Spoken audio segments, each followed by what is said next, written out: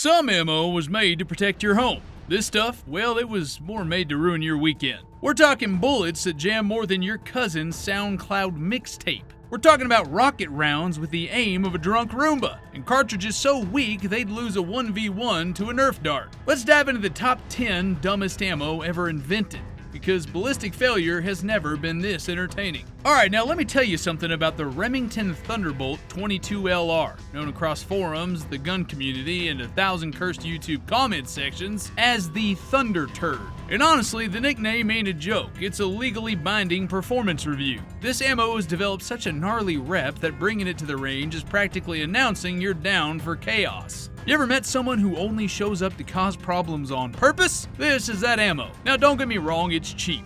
Dirt cheap. Like, why does this feel like a trap? Cheap. And it's everywhere. You walk into Walmart, blink twice, and suddenly there's a box of Thunderbolt in your cart like it followed you home. But once you load it up, oh buddy, brace yourself. For every mag you send down range, expect a misfire, a couple rounds that fly off like they just got a GPS rerouted midair, and a moment where your gun goes click instead of bang, and you're standing there wondering if maybe you just invented a new caliber. 22 ? People say it's good for plinking, and yeah, if you enjoy treating your firearm like a carnival game, then sure. It'll make your gun dirty faster than a Twitter thread at 2 a.m. It's been memed to the point that folks genuinely compared firing it to playing Russian roulette with your weekend. In the grand tier of ammo, hard F tier, possibly its own tier underneath labeled for when you want to punish your gun and your patience. See folks, Thunderbolt don't just miss targets, it misses character arcs. It's the gas station sushi of rimfire ammo. You could try it, but should you really? Now this one, oh boy, the 17 caliber HM2, or what I call the Instagram filtered version of the 22LR. Hornady looked at the good old 22 and said, let's make it go zoom zoom and forget how to act normal. That's exactly what happened. This round is faster than drama on TikTok, but it has the commitment issues that are so bad, it'd ghost you mid-range session without even leaving a text. It runs hot, real hot. And it's so lightweight, the slight breeze will send it off course like your uncle during Thanksgiving political debates. It's notorious for being super picky about what firearms that it plays nice with, kinda like that one friend who can't go anywhere unless the vibes are perfect and there's oat milk. If your rifle ain't specifically tuned for this diva of a cartridge, don't be surprised if your range day turns into a troubleshooting seminar. And let's talk availability. Finding 17 HM2 in stock in 2025, well, that's harder than explaining what Riz means to your dad. Hornady meant well, bless their hearts, but the Mach 2 never caught on with the mainstream crowd. It's got that energy of a failed YouTube channel that peaked during the Vine era. Cool idea, sure, but long-term execution?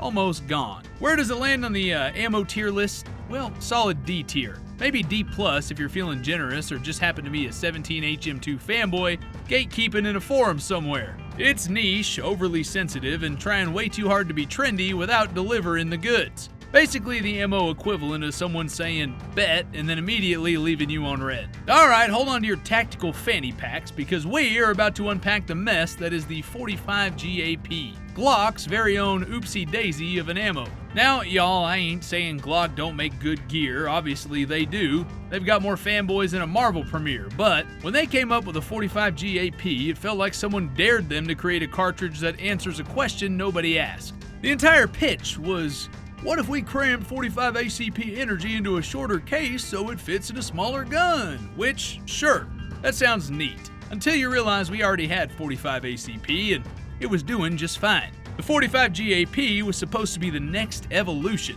but it ended up more like the ammo version of New Coke. That is, if New Coke came in at double the price and made your gun harder to find parts for. Most gun owners took one look and said, nah, we're good.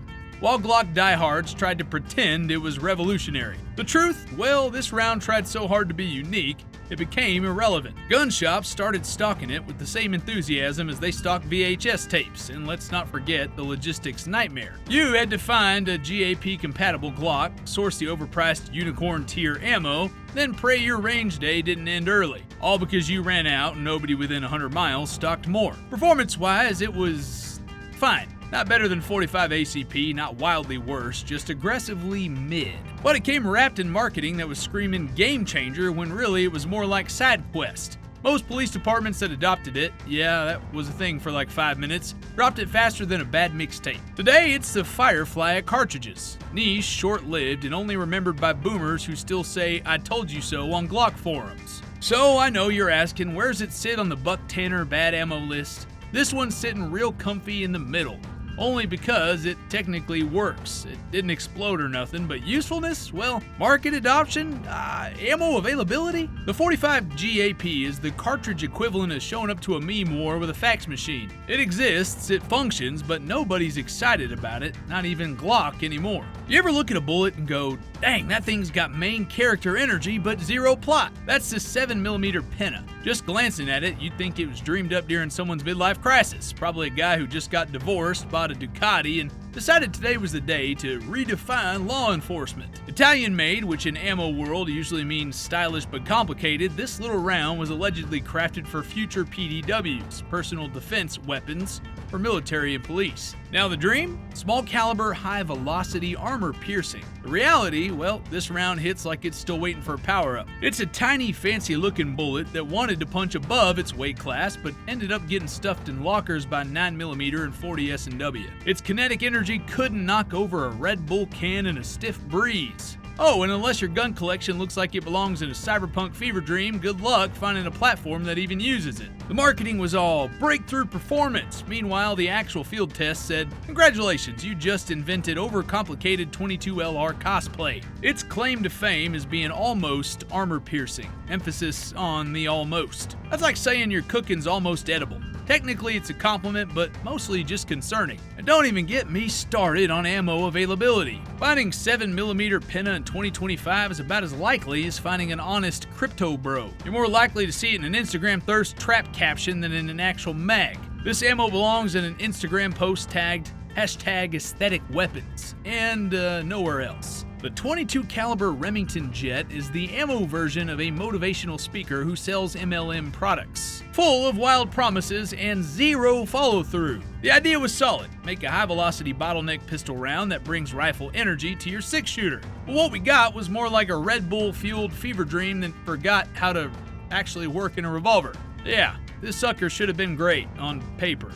On paper, lots of things look good. Flat taxes, hoverboards, salad, but reality check, this round was spicy as all get out. The pressure curve was wrong for almost all the revolvers that it should have fit. Pull the trigger and you'd either get decent shot or your gun would start acting like it's in the middle of a disassociative episode. It literally caused cylinder binding in the exact type of gun it was designed for. That's like buying a car that randomly locks its own doors while you're driving. And the way this thing ricochets, oh buddy, it bounces more than a toddler on sugar. You'd swear the bullet had a short attention span and untreated ADHD, pinging around the range like it's trying to find its purpose mid-flight. Shooting 22 jets like watching a raccoon try to steal Doritos. You know it's chaos, but you just can't look away. These days, if someone whips out one at the range, they're either a hardcore collector or they're trying to summon attention. Either way, expect malfunctions and at least one, was that supposed to happen? Anyways, don't be shocked if someone records a failure for content. This next round is basically the punchline of the ammo world.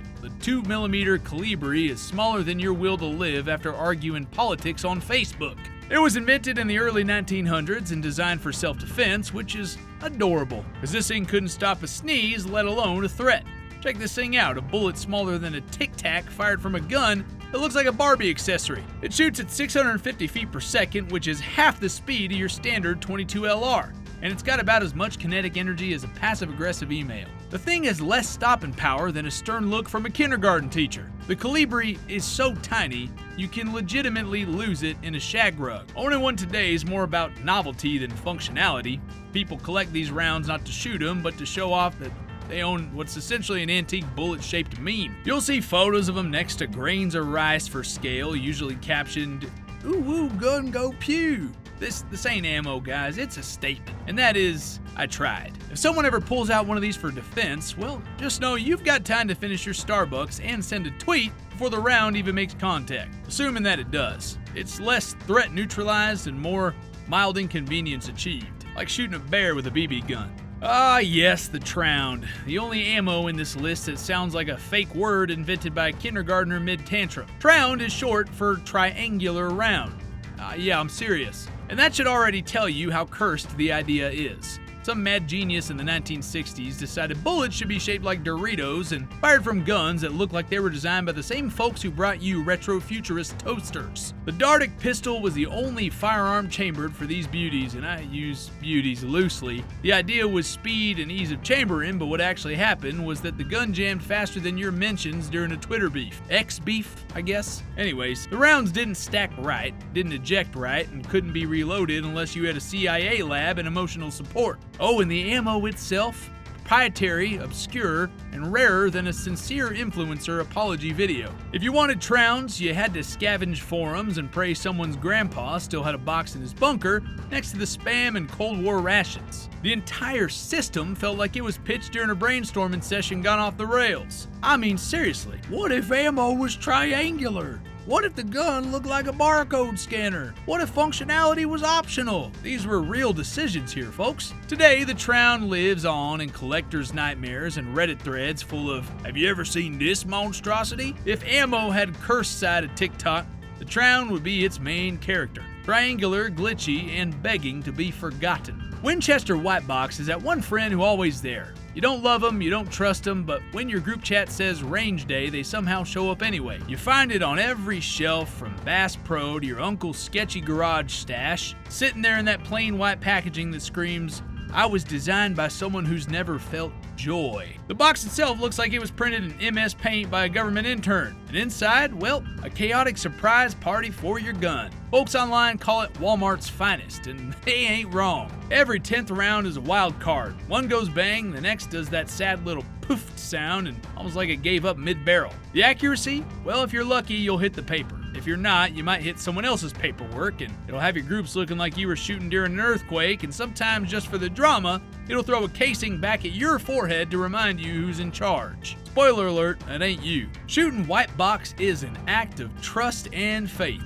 Not in the ammo, mind you. I mean, in your reflexes and your ability to clear jams faster than a Twitch mod bans a troll. It's beloved by broke college students, preppers on a budget, and that one guy at the range who swears it'll run fine in his Glock while nervously clearing a stovepipe. This ammo don't just miss, it gaslights. You'll find yourself defending it to your friends. It's not that bad. That's what you say as another round tumbles out of the muzzle sideways. It's the "I can fix it" of cartridges. The 41 Action Express came into this world with big dreams and even bigger delusions. Tried to be the ammo equivalent of a glow-up TikTok, take your 9mm and make it fabulous. But the glow-up never loaded. AE was supposed to give 9mm guns the thump of 10mm with less recoil and none of the sass. Instead, let me tell you, it showed up, got ghosted by the gun industry, and now only exists of a trivia question, and that's for the guys who still use web forums unironically. Let's be honest though, the idea wasn't terrible. The rim design was smart, technically. You could use the same slide and frame with a new barrel and mag, and oh, that's cute. But problem is, the 40 S&W showed up right after and said, "Step aside, Grandpa," and stole the whole show.